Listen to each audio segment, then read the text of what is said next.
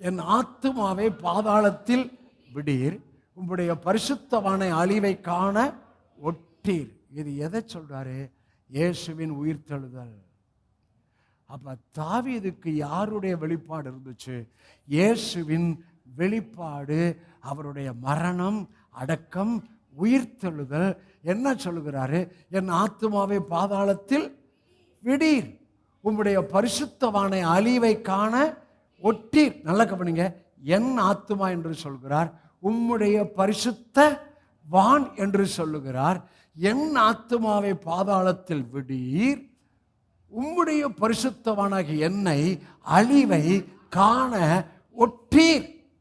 இந்த உலகத்தில் எவ்வளவு அழிவு, நாசம், மோசம், சுனாமி எவ்வளோ வந்தாலும் உங்களுக்கு எனக்கும் அழிவை காணவே மாட்டீங்க, காண விட மாட்டாரு.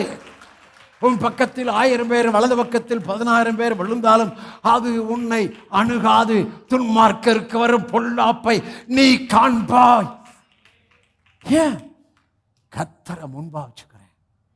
அவர் வலது பாசம் இருக்கிறார், அசைக்கப்பட மாட்டேன்.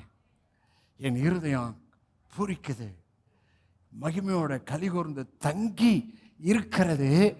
ஆகவே பாதாளத்துக்கும் விடமாட்டீரு, என்னை அழிவவும். நமக்கு அழிவே இல்லை.